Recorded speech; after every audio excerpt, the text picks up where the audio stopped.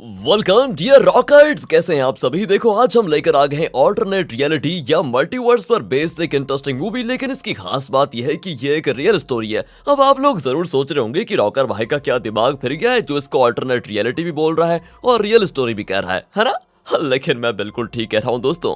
वैसे अगर 1800 में या 1900 में किसी ने कहा होता कि ऑल्टरनेट रियलिटी के लोग हमारे बीच आ रहे हैं तो शायद ही कोई उसे सच मानता, क्योंकि ऑल्टरनेट रियलिटी से आने वाले लोग कब आ जाते हैं कब गायब हो जाते हैं ये कोई पता नहीं लगा सकता, क्योंकि उस वक्त ऐसी टेक्नोलॉजी थी नहीं, इसलिए लोग मल्टीवर्स को सच नहीं मानते थे। लेकिन मॉडर्न टेक्नोलॉजी के आने के बाद जहां हर तरफ सीसीटीवी कैमरास लगे हुए हैं, ऑल्टरनेट रियलिटी से आने वाले लोगों को आसानी से ट्रैक किया जा सकता है और उन्हें गायब होते हुए भी देखा जा सकता है। तो इस मूवी में एक औरत ट्रेन टिकट खरीदने आती है, लेकिन वो एक ऐसी जगह की टिकट मांगती है जिसका नाम किसी भी मैप में नहीं होता। अब बुकिंग क्लर्क कंफ्यूज हो जाता है, पर वो कहती है मैं तो अक्सर यहाँ से ट्रेन पकड़कर उस जगह पर उतरती हूँ। तो क्या ये औरत सच कह रही है और इसकी बातों के पीछे कौन सा राज छुपा हुआ है? क्या वो क्लर्क उस राज का पता लगा पाया? यही तो इस मूवी की कहानी है। तो चलिए देखते हैं ये अमेरिकन साइंस फिक्शन मूवी जिसका नाम है द कम्यूटर। तो आप बस आखिर तक बने रहिएगा क्योंकि फुल एंजॉय आने वाला है। मूवी की शुरुआत अमेरिका में वॉकिंग नाम के एक छोटे से रेलवे स्टेशन में होती है। ये दिख रहा है आपको दोस्तों, ये है अपना एडी जो इस स्टेशन के टिकट ऑफिस में काम करता है। अपने काम में बहुत सिंसियर होने के साथ साथ ये पैसेंजर्स की भी मदद कर लेता है। कोई फॉरेनर यहाँ पर आए और उसे यहाँ के रास्ते पता ना हो तो एडी उनको बढ़िया रास्ता बता देता है। ये देखिए, एक औरत अपने छोटे बच्चे की ट्रॉली सीढ़ियों से उतार नहीं पाती और एक भी इंसान उसकी मदद नहीं करता, सिर्फ अपना एडी उसकी मदद करता है। एडी का एक छोटा सा परिवार है जिसमें उसकी वाइफ है, उसका बेटा है जो एक टीनेजर है, पर बेटा बहुत वायलेंट बिहेव करता है और अक्सर कोई ना कोई मुसीबत खड़ी कर देता है। आज भी उसकी वाइफ कॉल करके कहती है कि बेटे ने कुछ कर दिया, लेकिन एडी वो ड्यूटी टाइम पर बहुत ही स्ट्रिक्ट रहता है और पर्सनल बातें नहीं करना चाहता और कहता है ठीक है वो सब शाम को बात करेंगे, अभी फोन रख लो। फिर वो टिकट काउंटर खोलता है और पैसेंजर्स की वहां पर लाइन लग जाती है। इसी बीच लिंडा नाम की औरत आती है और टिकट मांगती है। एडी कहता है हाँ जगह तो बताइए आप। लिंडा कहती है पहले ये बताइए कि आपका चेहरा इतना उतरा हुआ क्यों है, लाइफ में कोई प्रॉब्लम्स है क्या आपको? वो सिगरेट जलाती है तो एडी कहता है नहीं यहाँ सिगरेट स्मोकिंग अलाउड नहीं है, ये आपकी सेहत के लिए भी अच्छा नहीं होगा। वो तुरंत लाइटर बुझाकर कहती है थैंक यू, पर मुझे मैकन हाइट्स के लिए टिकट चाहिए। एडी कहता है मैं यहाँ पर 20 साल से काम कर रहा हूँ और मैकन हाइट्स का मैंने आज तक नाम नहीं सुना, और अगर वो जगह है भी तो यहाँ से कोई ट्रेन वहाँ पर नहीं जाती, इतना तो मैं दावे के साथ कह सकता हूँ। पर लिंडा कहती है अरे क्या बात कर रहे हैं आप, मैं तो अक्सर यहीं से ट्रेन पकड़ कर जाती हूँ और सीधे मैकन हाइट्स उतरती हूँ। एडी भी कंफ्यूज होकर उससे पूछता है अच्छा आप एक काम कीजिए, उस ट्रेन का नंबर या उसकी टाइमिंग तो बताइए कुछ। वो बड़ी तेजी से कहती है अरे मैकन हाइट्स के लिए रोज 3 ट्रेनें जाती हैं, एक तो 9:19 पे, दूसरी दोपहर 1:19 पे और तीसरी 5:19 पे। एडी कहता है नहीं मैडम, इन टाइम्स पर जो ट्रेन आती है वो तो एडन स्टेशन तक जाती है, लेकिन आप जिस मैकन हाइट्स की बात कर रही हैं उस नाम का तो कोई स्टेशन उस ट्रेन के रास्ते में नहीं पड़ता। फिर लिंडा एडी को अपने कंप्यूटर में चेक करने के लिए कहती है। एडी भी अपने मॉनिटर को देखकर मुड़ता है तो लिंडा वहां पर होती नहीं। एडी भी चौंक जाता है कि भाई कहाँ गायब हो गई एकदम से। फिर काम के बाद वो इस बारे में अपने कलीग चार्ल्स को बताता है। वो कहता है यार मैकन हाइट्स ये नाम तो मैंने भी कभी नहीं सुना, मुझे तो लगता है कि कोई औरत आई ही नहीं और ना ही कोई गायब हुआ है, ये सब बस तुम्हारे दिमाग का भ्रम है। अरे तुम बूढ़े हो रहे हो ना, तो हो सकता है तुम्हारी इमेजिनेशन थोड़ा अपने आप काम कर रही हो। अब ये सुनकर एडी भी हंस पड़ता और कहता है बेटा उड़ा लो मेरा मजाक, तुम्हें भी एक दिन बूढ़ा होना पड़ेगा, खैर कल मिलते हैं। कहकर एडी घर के लिए निकल जाता है, पर घर पर पुलिस बैठी होती है क्योंकि एडी के बेटे सैम ने आज अपनी गर्लफ्रेंड को मारा था और उस लड़की ने पुलिस में कंप्लेंट कर दी होती है। एडी फिर किसी तरह पुलिस से बात करके फिलहाल इस मामले को निपटा देता है और कहता है कि आइंदा ये ऐसी हरकत कभी नहीं करेगा, इसका मैं आपसे एक तरफ से प्रॉमिस लेता हूँ। पुलिस भी उसको वार्न करके चली जाती है। एडी अब सैम से पूछता है कि बेटा तुम्हें हर बात पे इतना गुस्सा क्यों आता है, इतना वायलेंट क्यों हो जाते हो तुम? उसका बेटा भी कहता है पापा मुझे खुद नहीं पता मैं इतना वायलेंट क्यों हो जाता हूँ, सब मुझसे डरते हैं पापा। एडी कहता है ठीक है तुम फिक्र मत करो, सब कुछ ठीक हो जाएगा, अब तुम आराम करो। अगली सुबह फिर से लिंडा वहां पर आकर 9:19 को मैकन हाइट्स जाने वाली ट्रेन की टिकट मांगती है। इस बार एडी उसको अंदर बुलाकर बिठाता है और चार्ल्स को भी बुलाता है। वो फिर कल की वही बातें दोहराती है। चार्ल्स पूछता है मैकन हाइट्स क्या बात कर रहे हो, किस तरह की जगह है वो, वहाँ कितने लोग रहते हैं? वो भी कह देती है कितने लोग, वहाँ पर 5000 लोग रहते हैं। अब एडी पूछता है अच्छा एक बात बताइए मैकन हाइट्स जाने के लिए टाइम कितना लगता है? वो बताती है लगभग 27 से 28 मिनट लगते हैं और वहाँ के इंश्योरेंस कंपनी में मैं काम भी करती हूँ। पर आप लोग इतने सवाल क्यों पूछ रहे हो, कोई गड़बड़ है क्या? चार्ल्स फिर उसको अपना सिस्टम दिखाकर कहता है ये देखिए उस ट्रेन के रास्ते में मैकन हाइट्स नाम का कोई स्टेशन ही नहीं है, फिर आप वहाँ पर कैसे जा सकती हैं?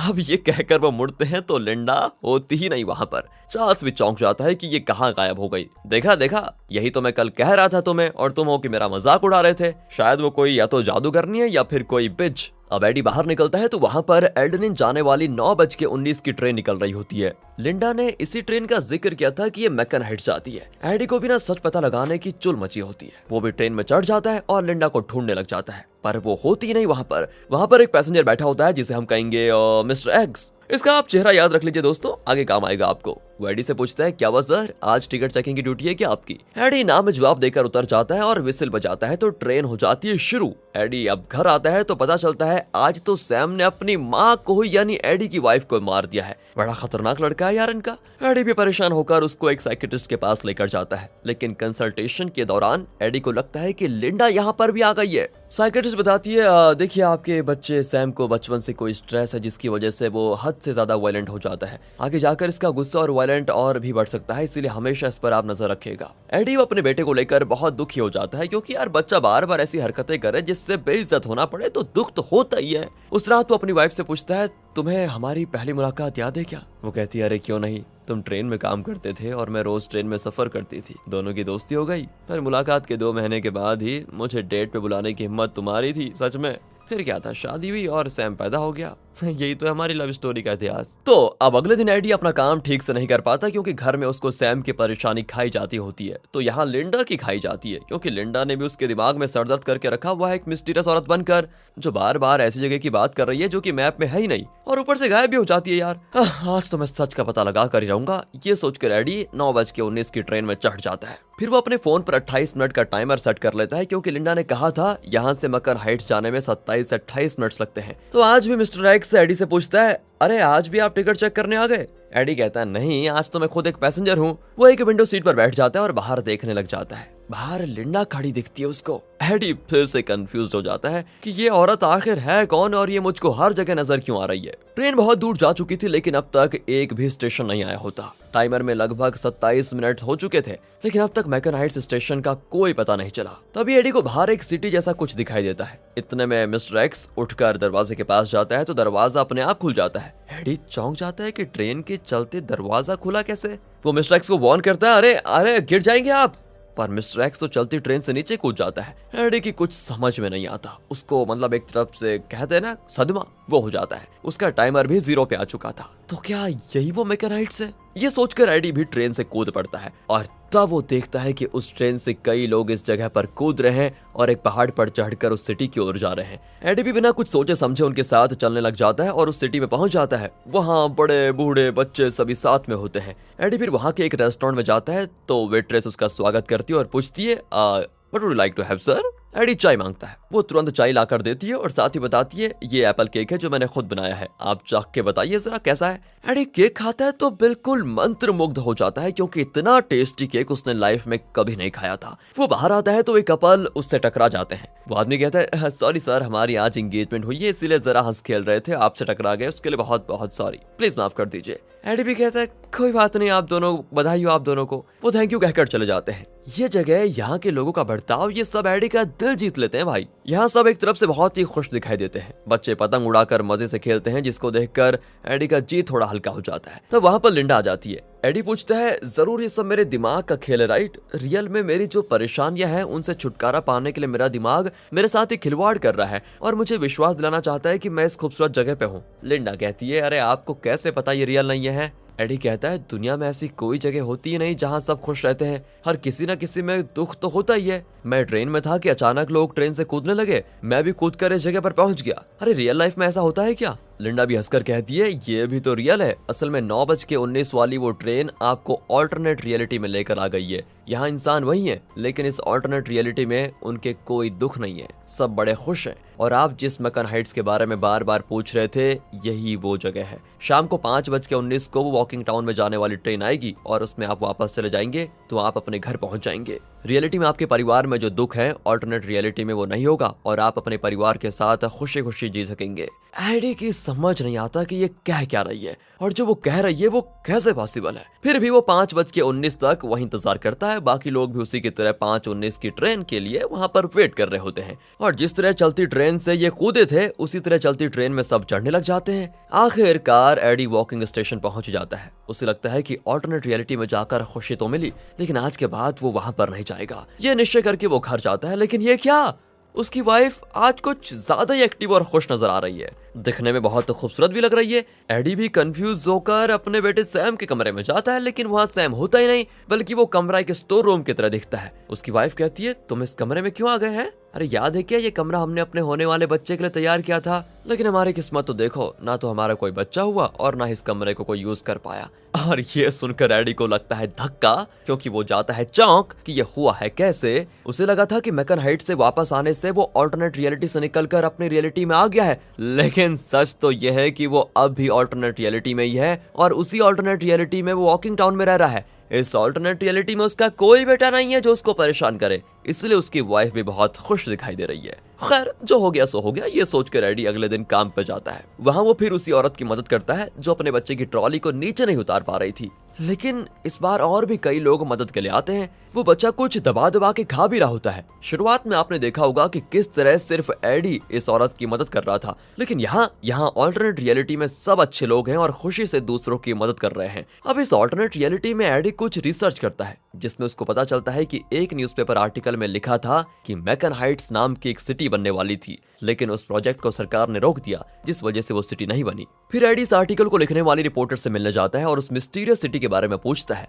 रिपोर्टर बताती है, मुझे उस सिटी प्रोजेक्ट के बारे में अच्छी तरह याद है, वैसे आप कितनी बार वहां पर गए हैं? एडी कहता है, मैं तो एक ही बार गया हूँ मैकन हाइट्स। रिपोर्टर बताती है कि आपकी तरह कई लोग आकर मुझसे उस सिटी के बारे में पूछते हैं और वो कहते हैं कि वो उस सिटी में कई बार गए हैं। फिर वो एडी को कुछ डॉक्यूमेंट्स दिखाती है और बताती है, मैकन हाइट्स एक बहुत बड़े आर्किटेक्ट का सपना था। वो एक शानदार सिटी को बनाना चाहता था, लेकिन किसी वजह से उसका प्रोजेक्ट पास नहीं हुआ और अपने ड्रीम प्रोजेक्ट को रुकते देखकर वो बर्दाश्त नहीं कर पाया और बेचारा चल बसा। फिलहाल वो तो एकदम खाली जगह है, पर हाँ, कुछ लोग कहते हैं कि वहाँ पर सच में एक सिटी है जहाँ पर हर कोई बहुत ही खुश है और सभी चैन से रहते हैं। उनकी बातें सुनकर मैंने भी कई बार ट्राई किया मैकन हाइट्स जाने का, लेकिन न जाने क्यों उस जगह पर मेरे लिए ट्रेन का दरवाजा ही नहीं खुलता है, इसलिए मैं वहाँ पर जा ही नहीं पाई। लोग कहते हैं कि सिर्फ कुछ ही लोगों को मैकन हाइट्स जाने का मौका मिलता है। फिर उन डॉक्यूमेंट्स में एडी को लिंडा की फोटो मिलती है। वो रिपोर्टर से पूछता है तो वो बताती है कि ये उस आर्किटेक्ट की बेटी है जो मैकन हाइट्स सिटी बनाना चाहता था। बेचारी बहुत दुखी थी उस समय। अगर उसके पापा का ड्रीम प्रोजेक्ट पास हो जाता तो शायद वो इस वक्त जिंदा होते, लेकिन अचानक वो लड़की भी अचानक कहाँ गायब हो गई।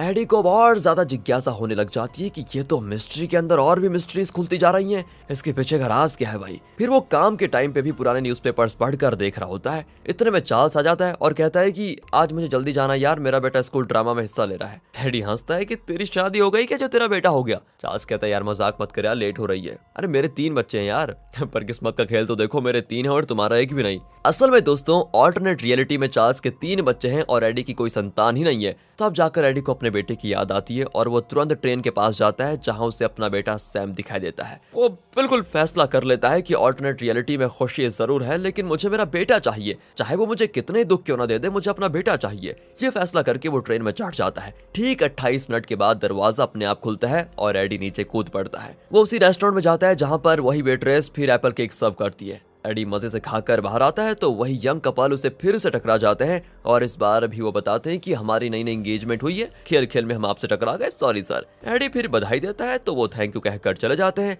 एडी समझ नहीं पाता कि पिछली बार एग्जैक्टली यही हुआ था और आज भी वही हो रहा है। कंफ्यूजन में वो एक जगह पर बैठ जाता है। एक कपल को अपने बेटे के साथ देखकर एडी को अपने बेटे सैम की याद आ जाती है। वो लिंडा को ढूंढता है पर वो कहीं नहीं दिखाई देती। एडी भी परेशान होकर वापस ट्रेन में चढ़ जाता है और वॉकिंग टाउन पहुंच जाता है, पर अब भी वो ऑल्टरनेट रियलिटी में ही जी रहा है। उस रात अचानक दूसरे कमरे से आवाजें आती है, लेकिन वहां पर कोई नहीं होता। फिर वो अटारी की ओर चढ़ता है तो लगता है जैसे ग्रेविटी रिवर्स हो गई हो। वो एक व्हाइट कलर के कमरे में पहुंचता है जहां पर एक पुराना टीवी और एक वीडियो कैसेट प्लेयर होता है। उसमें एक कैसेट होता है जिसे एडी प्ले करता है। उसमें सैम की बचपन की वीडियोस होती हैं। एडी बहुत दुखी होता है और वो किसी भी तरह बस अपने बेटे को वापस पाना चाहता है। अगले दिन वो फिर उस ट्रेन में मैकन हाइट्स पहुंच जाता है। वहां वो हर किसी से लिंडा के बारे में पूछता है, लेकिन एडी अब रियलाइज करता है कि यहाँ के सारे लोग अपनी रियलिटी में किसी न किसी दुख, दर्द या बीमारी से पीड़ित हैं और उससे राहत पाने के लिए ये लोग इस मैकन हाइट्स पर आते हैं। एक आदमी तो कहता है, अरे मैं तो किसी लिंडा वगैरह को नहीं जानता, मैं यहाँ पर बहुत खुश हूँ सर, आप भी लिंडा को ढूंढना बंद कर दीजिए और हर पल को खुशी से जिए। तब वो औरत आती है जिसके बच्चे को स्टेशन की सीढ़ियों से उतारने में एडी अक्सर मदद करता था। वो रोते हुए कहती है, सर मेरे बच्चे के गले में कुछ अटक गया है, वो सांस नहीं ले पा रहा है, शायद इसकी जान को खतरा है, प्लीज मेरी मदद कीजिए। पर एडी उसको इग्नोर करके रेस्टोरेंट में जाता है और वेट्रेस से लिंडा के बारे में पूछता है। पर वो कहाँ, वो तो अपना दुख सुनाने लग जाती है कि जब मैं 16 साल की थी तो एक आदमी ने मुझे चाकू दिखाकर धमकाया और मुझे अकेले में जाकर अब्यूज किया। उस दिन मुझे कितना दर्द हुआ होगा आप सोच भी नहीं सकते। अब एडी सोच में पड़ जाता है कि यहाँ पर तो हर इंसान कोई ना कोई दुख झेल ही चुका है। एडी अब और परेशान और गुस्सा हो जाता है। वो बाहर आता है तो फिर से वो कपल टकराते हैं, वो फिर सॉरी कहते हैं, लेकिन इस बार एडी जो गुस्से में था उस आदमी को धक्का दे देता है। पर फिर भी वो उठकर खुशी से एडी को थैंक करके निकल जाता है। और तब एडी के दिमाग में एक बात स्ट्राइक होती है कि उस दिन लिंडा ने कहा था कि वो मैकन हाइट्स में एक इंश्योरेंस कंपनी में काम करती है। एडी तुरंत उस कंपनी को ढूंढ लेता है, लेकिन वहाँ बिल्डिंग के बजाय एक दीवार होती है जिसमें एक दरवाजा होता है। एडी दरवाजा खोलकर अंदर जाता है तो दूसरी ओर निकलने के बजाय वो एक बहुत बड़े स्पेस के अंदर जाता है जहाँ लिंडा होती है। एडी कहता है, प्लीज मुझे इस ऑल्टरनेट रियलिटी में नहीं जीना, मुझे प्लीज मेरी असली रियलिटी में वापस भेज दीजिए। लिंडा कहती है, लेकिन ऑल्टरनेट रियलिटी में आप ज्यादा खुश रह पाएंगे। एडी कहता है, आपने सुना नहीं क्या मैंने क्या कहा, मुझे नहीं चाहिए ये नकली दुनिया, मुझे नहीं चाहिए नकली खुशी, मुझे अपनी रियलिटी में जाना है बस और कुछ नहीं। फिर चाहे वहाँ दुख हो, दर्द हो या मौत ही क्यों ना आ जाए, मुझे उसकी चिंता नहीं है, मुझे बस अपने बेटे और अपनी वाइफ के साथ रहना है उस असली रियलिटी में, समझी तुम। और इस पर लिंडा बिना कुछ कहे चले जाती है और दीवार में घुस जाती है। एडी की भी कुछ समझ में नहीं आता कि ये कैसी औरत है यार। उसे अब लगता है कि वो पानी में है। फिर वो और लिंडा बाहर आ जाते हैं और तब लिंडा एडी को बताती है असल में इस मैकन हाइट सिटी को उसके पिता बनाना चाहते थे लेकिन नहीं बना पाए, उसी दुख में वो मर गए। उस दुख को भुलाने के लिए लिंडा ने एक ऐसी सिटी बनानी चाहिए जहां वो लोग अक्सर रह सकें जो असली दुनिया के दुख दर्द से परेशान है। असल में लिंडा जिस रियलिटी को बिलोंग करती है वहां पर टेक्नोलॉजी इतनी एडवांस्ड है कि वो ऐसी सिटी बना सके जहां पर हर कोई खुश रह सकता है। मैकन हाइट्स में वैसे अलग अलग रियलिटी से लोग आ सकते हैं, लेकिन यहाँ पर सिर्फ उन इंसानों को आने का मौका दिया जाता है जो अपनी रियलिटी में बहुत ही पीड़ित हुए हैं। वो लोग जो अपनी रियलिटी में नहीं रहना चाहते, सिर्फ उन्हीं के लिए ट्रेन का दरवाजा खुलता है। वो रिपोर्टर इसलिए यहाँ पर नहीं आ पाई क्योंकि वो अपनी रियलिटी में बहुत खुश थी। मतलब जो लोग पहले से खुश हैं वो मैकन हाइट्स नहीं आ सकते। दुखी लोग जब ट्रेन में चढ़ते हैं तो मैकन हाइट्स आते हैं और शाम को अपने घर लौटते हैं तो उनकी लाइफ में वो पहले वाला दुख दर्द कुछ नहीं होता और वो ऑल्टरनेट रियलिटी में खुश रहने लग जाते हैं। असल में वो औरत जिसके बच्चे की तुमने और दूसरों ने मदद की थी, उसका बच्चा मुंह में कुछ दबाकर खा रहा था, शायद वही उसके गले में अटक गया और वो चल बसा। इस बात से वो औरत टूट गई और मैकन हाइट्स आ गई जहाँ पर उसका बेटा अभी जिंदा था। जब वो वापस जाएगी तो ऑल्टरनेट रियलिटी में होगी जिसमें उसका बच्चा ठीक ठाक होगा। और ये सब कुछ एक्सप्लेन करके लिंडा कहती है कि आपकी लाइफ में बहुत दुख था, आपका बेटा आए दिन कोई ना कोई मुसीबत खड़ी कर देता था और आप बहुत परेशान रहते थे, इसीलिए मैकन हाइट्स का दरवाजा आपके लिए खुल गया। अगर आप इसी ऑल्टरनेट रियलिटी में रहोगे तो आपकी लाइफ आराम से कट जाएगी। लेकिन वो लाख समझा ले, पर एडी गुस्से में कहता है कि मुझे मेरा बच्चा चाहिए, वो अच्छा हो या बुरा, मुझे खुशी देता हो या दुख, वो मेरी प्रॉब्लम है, उसे मैं हैंडल कर लूंगा। तुम कौन होती हो जबरदस्ती मुझे ऑल्टरनेट रियलिटी में फंसाकर मेरे बेटे को मुझसे दूर छीनने वाली। इस पर लिंडा कहती है, अगर आप अपनी रियलिटी में गए तो आपके बेटे की वजह से बहुत बड़ी मुसीबत में पड़ने वाले हैं आप, उस खतरनाक सच को आप फेस नहीं कर पाएंगे। आपने सुना होगा कि आपकी रियलिटी में कुछ लोग अचानक लापता हो जाते हैं, क्या आप जानते हैं वो कहाँ जाते हैं? मैं बताती हूँ कहाँ जाते हैं। वो लोग अपने दुख दर्द से छुटकारा पाने के लिए ऑल्टरनेट रियलिटी में चले जाते हैं। आपको भी ये खतरनाक रियलिटी से इस खुशी से भरी रियलिटी में रहने का मौका मिल रहा है, इसे मत गवाइए। आप चाहे तो ऑल्टरनेट रियलिटी में एक बच्चे को गोद ले सकते हैं जो आपकी हर बात मानेगा। लेकिन एडी को उसकी कोई भी बात कन्विंस नहीं कर पाती। वो जिद करता है कि मुझे अपनी असली रियलिटी में जाना है तो जाना है बस। लिंडा कहती, ठीक है, मुझसे जितना बन पाया मैंने आपको वार्न किया, लेकिन आप दुखी चाहते हैं तो मैं क्या कर सकती हूँ। शाम की ट्रेन से जब आप वापस लौटोगे तो अपनी असली रियलिटी में होंगे, कहकर वो चली जाती है। अब एडी शाम को 5:19 वाली ट्रेन का वेट कर रहा होता है। वहाँ पर मिस्टर एक्स आता है और कहता है, आप सच में हिम्मत वाले हैं जो अपनी असली रियलिटी को फेस करना चाहते हैं। मैं भी अपनी रियलिटी में जाना चाहता हूँ लेकिन जा नहीं पाऊंगा क्योंकि मेरी रियलिटी बहुत ही खराब है। एडी चौंक कर पूछता है, अरे ऐसा क्या हुआ है आपकी रियलिटी में? मिस्टर एक्स बताता है कि मैंने छोटे छोटे बच्चों का अब्यूज किया। उस वक्त मुझे एहसास नहीं हुआ कि मैं कितना बुरा काम कर रहा हूँ, लेकिन जब मैंने रियलाइज किया तो उस रियलिटी में मेरा जीना मुश्किल हो गया। इसलिए अब मैं ऑल्टरनेट रियलिटी में जी रहा हूँ जहाँ मुझे कोई गिल्ट फीलिंग नहीं है और मैं चैन से जी रहा हूँ। फिर एडी ट्रेन में चढ़ता है और अपनी असली रियलिटी में वापस आ जाता है। वो खुशी खुशी घर जाता है और अपनी वाइफ को पुकारता है। वहाँ अपने बेटे को देखकर एडी बड़ा खुश होता है और इसी सीन के साथ इस मूवी का होता है अंत। लेकिन इसके क्लाइमेक्स के बारे में दो थियरीज हैं दोस्तों। एक तो यह है कि यार सच में एडी अपने बेटे के साथ इस रियलिटी में एक अच्छी लाइफ जिएगा, और दूसरी थियरी यह है कि जैसा लिंडा ने कहा था कि अगर एडी अपनी रियलिटी में वापस गया तो उसे बहुत ही खतरनाक सच का सामना करना पड़ेगा। उस हिसाब से तो ये पॉसिबल है कि सैम, जो पहले भी एक बार अपने वायलेंट बिहेवियर की वजह से अपनी माँ को पीट चुका था, शायद अब वो अपनी माँ को मार डाला। ये मेरा गैस है दोस्तों, क्योंकि जब भी एडी घर आता था तो सबसे पहले उसकी वाइफ उसके लिए दरवाजा खोलती थी, लेकिन आज वो अपनी वाइफ को पुकार कर अंदर आया पर घर में उसकी वाइफ है ही नहीं। ये महज एक गैस है, क्योंकि डायरेक्टर ने क्लाइमैक्स का इंटरप्रिटेशन व्यूअर्स पर छोड़ दिया है। वैसे आपको क्या लगता है? आप तो मुझसे ज्यादा इंटेलिजेंट है, इतनी मूवीज देख चुके हैं, कमेंट करके बताइए ना यार, है ना। और मूवी तो ये आपको बहुत अच्छी लगी होगी, लाइक कीजिए, शेयर कीजिए, चैनल को सब्सक्राइब। मिलते हैं अगली वीडियो में, ध्यान रखिएगा अपना, क्योंकि यही तो बहुत जरूरी है, सेहत। मिलते हैं अगली वीडियो में, थैंक्स फॉर वॉचिंग।